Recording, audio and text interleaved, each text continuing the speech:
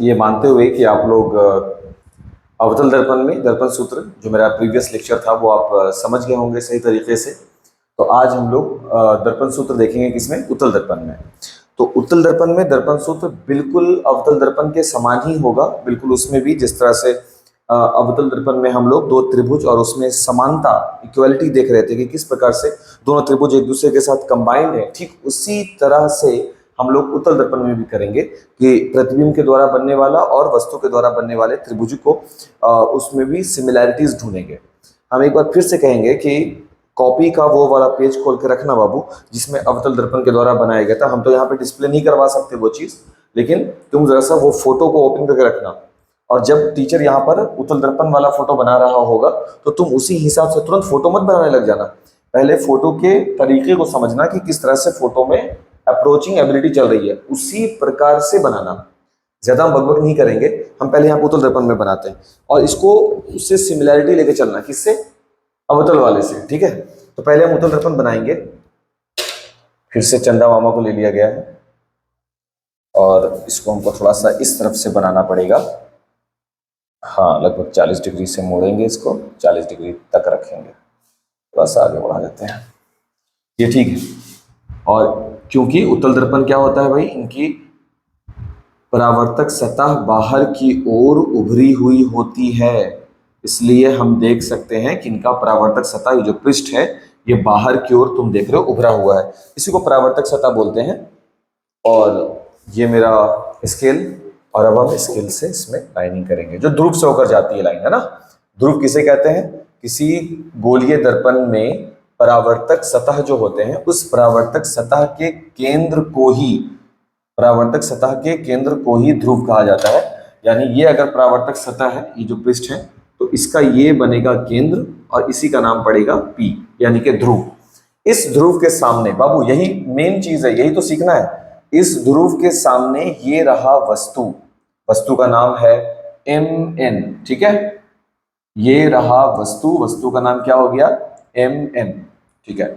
इस वस्तु से प्रकाश किरण चलेगी तभी तो हम वस्तु को देख पाते हैं, तो वस्तु से प्रकाश किरण चलेगी, दर्पण के पृष्ठ पर टकराएगी, तो हम वस्तु से प्रकाश किरण को चलाया जो प्रधान अक्ष के बिल्कुल समांतर रहने वाली है, और ये देखिए इस प्रकार से दर्पण से टकराया, टकरा गया दर्पण से। दर्पण से टकराने के बाद, अब यहां देखो, टकराने के बाद चूंकि ये पृष्ठ कलई किया हुआ है, ये लौटेगी, ये मुड़ जाएगी। किस दिशा में मुड़ेगी भाई, इस तरह से मुड़ जाएगी, ये देखिए यहां इस दिशा में ये मुड़ गई। तो उसको इमेजिनरी रूप से हम लोग, क्योंकि दर्पण के इधर तो पेंट किया हुआ है, इस तरफ तो पेंट किया हुआ, तो इधर काल्पनिक रूप से ही आएगी और यही हमको इसका क्या प्राप्त होगा, फोकस, कैपिटल F से दर्पण में फोकस को बताया जाता है, ठीक है। और ये किरण तो इधर लौट गई थी, तो ये हो गई परावर्तित किरण, देखिए ध्यान से। अब क्योंकि ये किरण, याद करो कल अवतल में भी वही था ना, आने वाली किरण और लौटने वाली किरण, तो यहाँ भी देखो ये किरण आ रही है, ये लौट रही है, तो इन दोनों के बीच में हम एक परपेंडिकुलर खींचेंगे जिसको हम अभिलंब के नाम से जानेंगे। ये रहा वो परपेंडिकुलर, ये रहा वो अभिलंब, इसलिए हम इसको डॉट लाइन से शो कर दिया, इसमें कोई टेंशन लेने वाली बात नहीं है। लेकिन ये अभिलंब गिरता कहां पर है, C से जाकर के मिलता है। C क्या होता है, वक्रता केंद्र होता है। अब जैसा कि नामकरण में होता है कि ये आ रहा है, ये अभिलंब है, तो ये I बनाएगा, और ये लौट रहा है, ये अभिलंब है, तो ये R बनाएगा, सही है ना बात। और जाहिर सी बात है कि ये दो कटान बिंदु आपको दिखने चाहिए थे जो इस केस में होगा। देखिए इस पॉइंट को मिला दीजिए C से, यानी एक लाइन जो वक्रता केंद्र से, तो भाई जिस लाइन से आ रही होती है उसी लाइन में वो वापस लौट जाती है। वक्रता केंद्र के केस में ये यहां आया और फिर डॉट लाइन से आगे बढ़ता हुआ, ध्यान देना बाबू, है ना, इस प्रकार से आया। यहां है बाबू दोनों का कटान बिंदु, ये पॉइंट, ये है कटान बिंदु, ये हो गया M डैश, देखो तीर का निशान पे M है ना, ये M डैश और ये M डैश। कैसे है पिक्चर, ध्यान दो। अच्छा, ये लाइन जो गया है ये इस दिशा में गया, ठीक, दर्पण से टकराया, टकरा करके इसी दिशा में लौट गया। वो तो डॉट लाइन काल्पनिक रूप से आप मिलाते हो जिसको C तक बढ़ाए हो, तो ये C वाला लाइन का कटान और ये जो किरणें परावर्तित हुई वो दोनों के इंटरसेप्शन पॉइंट, ये वाले को यहीं पर इमेज बन जाता है। और इमेज कैसा दिख रहा है हमको, काल्पनिक, सीधा और वस्तु से छोटा, ठीक है बात। अब दो काम बचा बाबू, इसको ध्रुव से मिला दीजिए और इस तरफ भी ध्रुव से मिला दीजिए, हो गया आपका केस खत्म।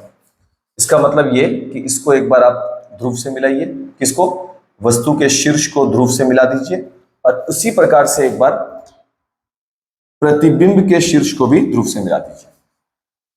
क्या क्या बातें की गई, हमें आपको एक बार रफ तरीके से यहाँ पर फोटो बनाकर बता देते हैं कि क्या क्या काम करना है फोटो में, क्योंकि ऐसे अगर देखोगे तो ये बहुत ज्यादा लगेगा, तुम इसको देखोगे, इसको तुम ध्यान से देखो।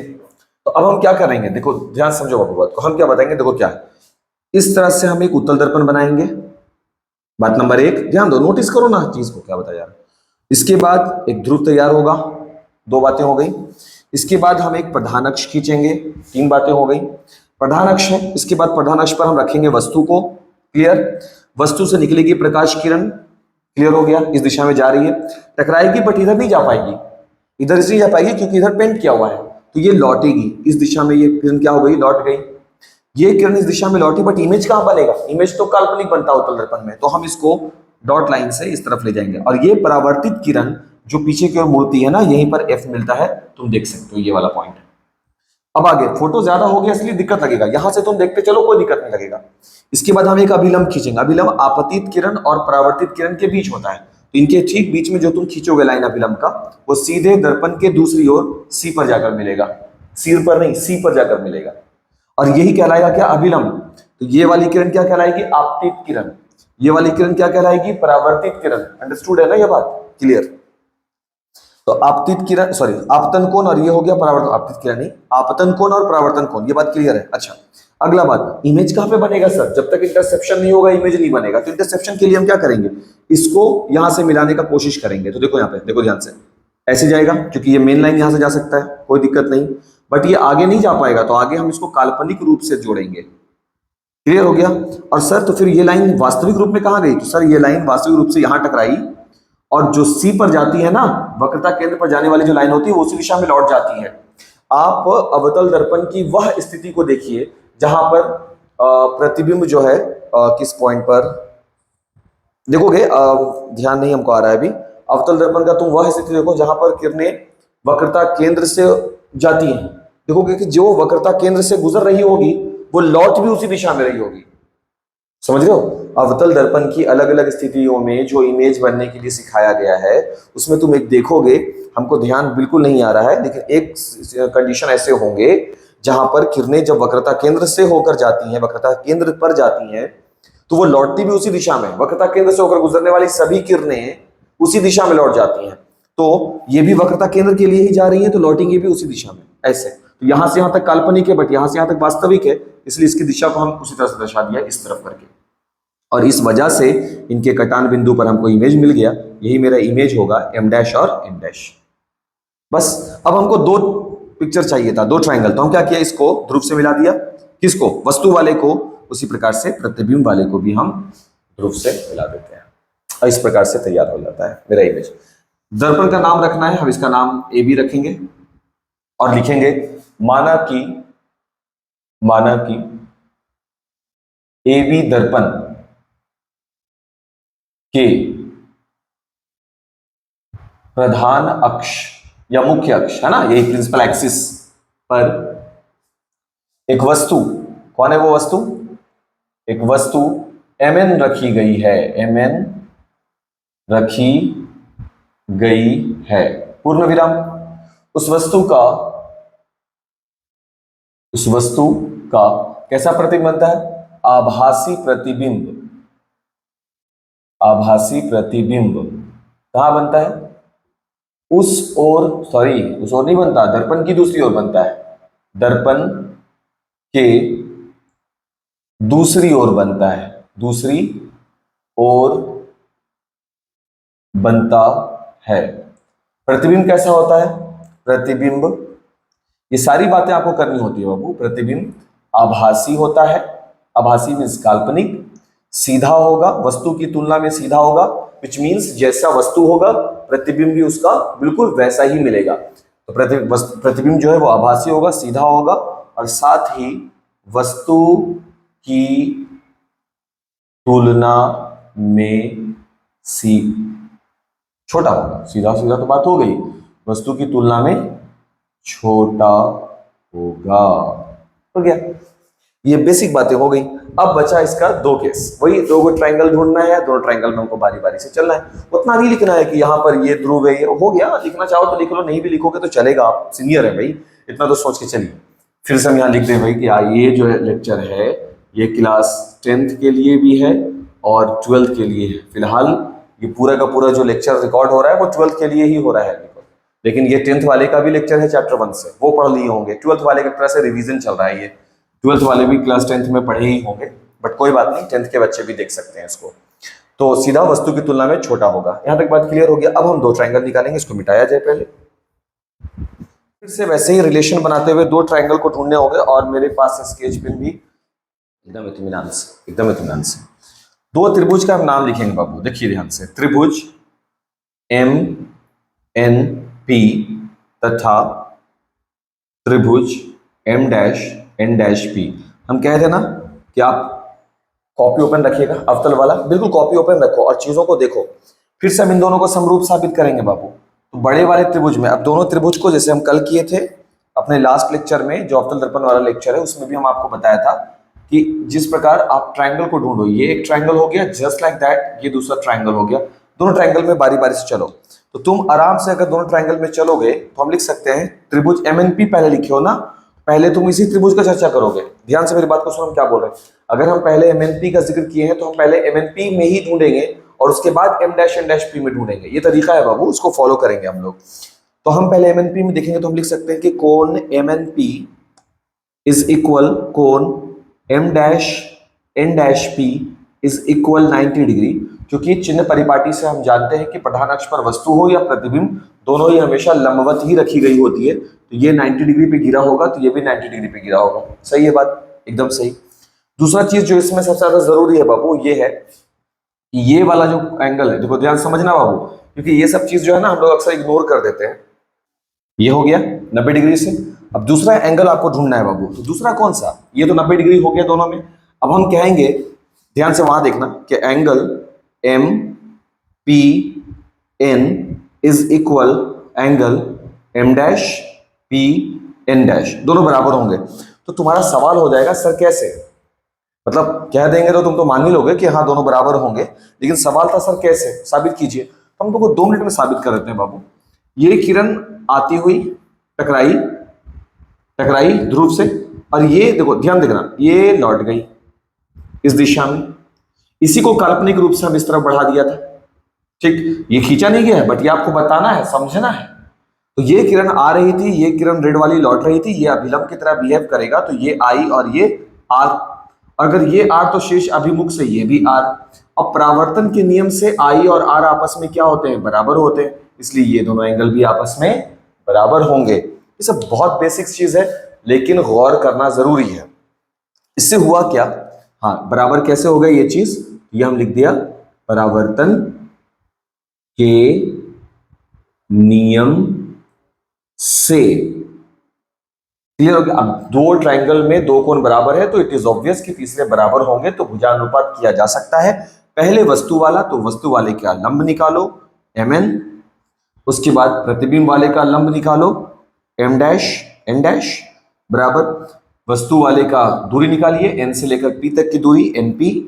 उसी प्रकार से प्रतिबिंब वाला दूरी निकालिए N-P, और ये मेरा हुआ पहला समीकरण। बिल्कुल इसी तरह से हम लोग अपना दूसरे इक्वेशन यानी दूसरे ट्रायंगल को तलाशते हैं। तो टेक अ लुक, MNC, देखो ट्रायंगल MNC तथा ट्रायंगल M-N-C, क्या आपको दिख रहा है ये दोनों है ट्रायंगल? इसके लिए तुमको फिर से इसको कलर करना पड़ेगा। MNC, ये देखो ये वाला, ठीक, दूसरा M-N-C, मिल गया ना, C से दोनों जुड़े हुए हैं। अब इन दोनों में चलेंगे तो इसी प्रकार से बाबू इसमें भी साबित कर दोगे कि एक तो एंगल 90 डिग्री पे दोनों हो गए बराबर, और एक कोण C जो हो गया वो उनमें उभयनिष्ठ हो गया। हम लिख सकते हैं, लिख ही देते हैं मेरे ख्याल से, कि हम लिख देते हैं कोण MNC बराबर कोण M-N-C इज इक्वल क्या हो गया, 90 डिग्री। ये पहला पॉइंट बाबू, ये वाला एंगल 90 डिग्री होगा ना इस तरफ से भी, वो दोनों बराबर हो गए। दूसरा चीज क्या करेंगे कि कोण MCN एन बराबर कोण m dash c n dash, m dash c n dash, ये जो कोण कहलाएंगे ये हो गए उभयनिष्ठ। उभयनिष्ठ का मतलब कॉमन, ये एक ऐसा एंगल है जो दोनों ट्रायंगल में मौजूद है, तो ये कॉमन हो गए। तो अब फिर से दो एंगल बराबर हो गए। अगर दो एंगल बराबर है तो हम ये लिख सकते हैं, हाँ देखिए यहाँ भी हम मिस कर गए हैं, यहाँ लिख सकते हैं कि ट्रायंगल एम एन पी समरूप triangle M dash N dash p, है ना। इसलिए हम यहां भी लिख सकते हैं कि ट्रायंगल एम एन सी समरूप triangle M dash N dash C, angle angle समरूपता से, ये भी कौन सा है, एंगल एंगल समरूपता से। हम एक बार देख लेते हैं, स्क्रीन तो नहीं कट रहा, देखना भी जरूरी होता है, पता चला पूरा लेक्चर हो गया, बाप रे एकदम एज पर पहुंच गए थे, है ना। चलिए तो अब हम इधर लिखेंगे। तो यहां तक तो हो गया भाई। तो अब अगर समरूप निकल जाए तो फिर भुजाएं अनुपातिक होंगी। अब भुजा अनुपातिक होंगी, इसका क्या मतलब हुआ, इसका यह मतलब हुआ कि पहले इस त्रिभुज की लंब भुजा निकालिए। तो एमएनसी की लंब भुजा है एमएन, और एम डैश एन डैश सी की लंब भुजा हो गई एम डैश एन डैश, जो बिल्कुल बराबर होगी। एन से लंब आधार जो होगा वो है एन सी, और इस त्रिभुज का जो आधार होगा वो है एन डैश सी। हो गया, ये मेरा इक्वेशन नंबर 2 हो गया, दोनों मिल गए हमको। अब समीकरण 1 और 2 से चल करके लेफ्ट हैंड साइड को खत्म करते हैं ना। लिखेंगे समीकरण 1 तथा समीकरण 2 से, दोनों इक्वेशन से हम चलेंगे बारी बारी से, जिसको हम कह रहे हैं समीकरण 1 तथा समीकरण 2 से। दोनों इक्वेशन में चलेंगे, लेफ्ट हैंड साइड कैंसिल हो जाएगा, तो हम इसको लिखेंगे NP upon N dash P is equal, यहां से आ जाइए, N C upon N dash C. अब बाबू चिन्ह परिपाटी अगर आप पढ़ रखे हैं तो उसमें आप जानते होंगे कि सारी दूरियां जो है, टोटल के टोटल दूरियां दर्पण में, लेंस में ध्रुव से मापी जाती हैं। तो ये तो P जो रिलेशन आप दिख रहा है ये तो ध्रुव से संबंध बता रहा है, बट यहां ध्रुव का संबंध नहीं है, एन से सी में ध्रुव का जिक्र नहीं है।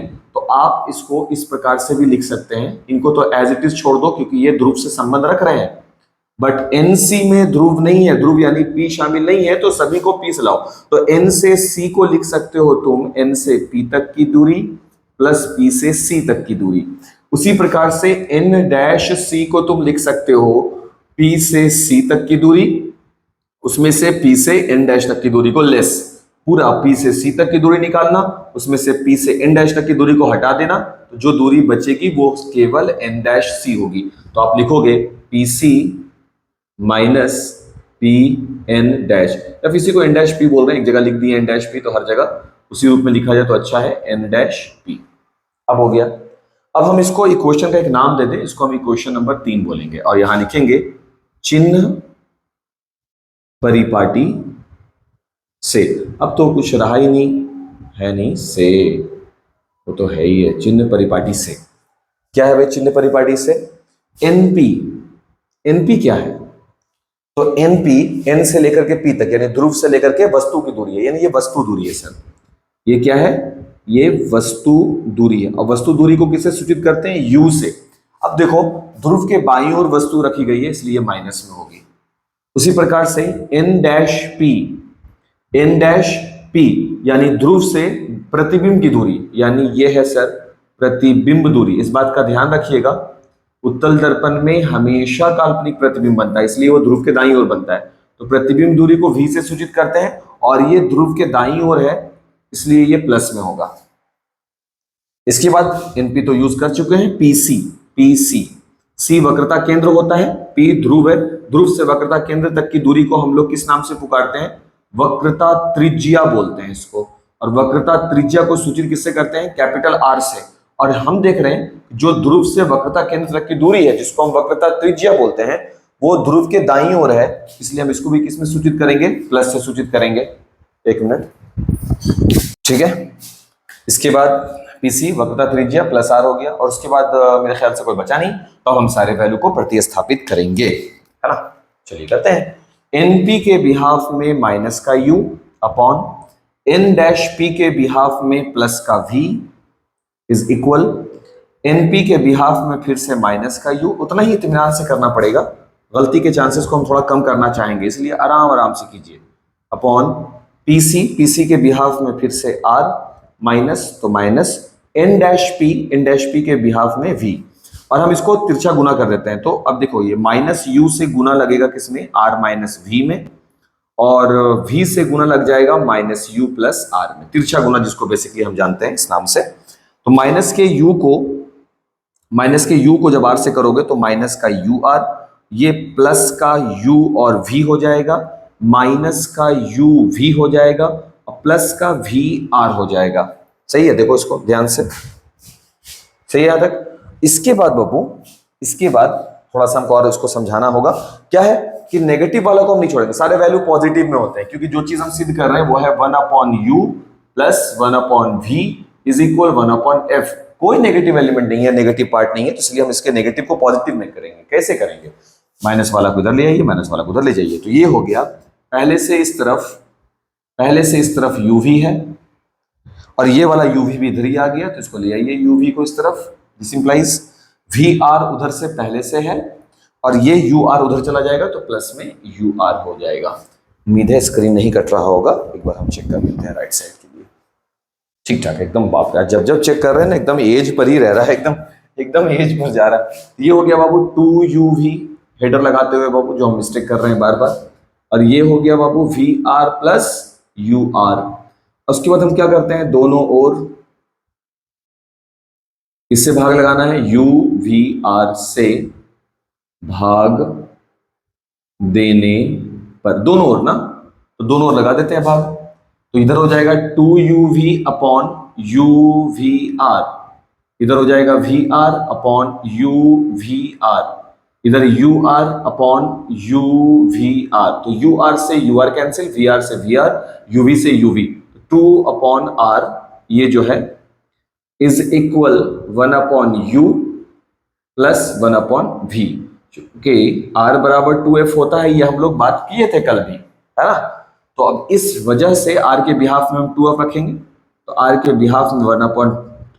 बिहाफ में 2f आ गया बाबू, 1/u 1/f, ये कैंसिल हो गया। So what we get, 1/u 1/v है यार, हम भी चौंके कि गलत वैल्यू आ गया क्या, 1/v बराबर 1/f। अभी के अभी हम रजिस्ट्री करवाते हैं कि ये फॉर्मूला गलत है, 1/u plus 1/v is equal to 1/f होगा, ना कि यहाँ पर f हमसे भी गलती में आ गया था, ये रिजल्ट गलती में आया नहीं था, रिजल्ट तो सही जा रहा था, हम जल्दीबाजी में कुछ कर दिए थे।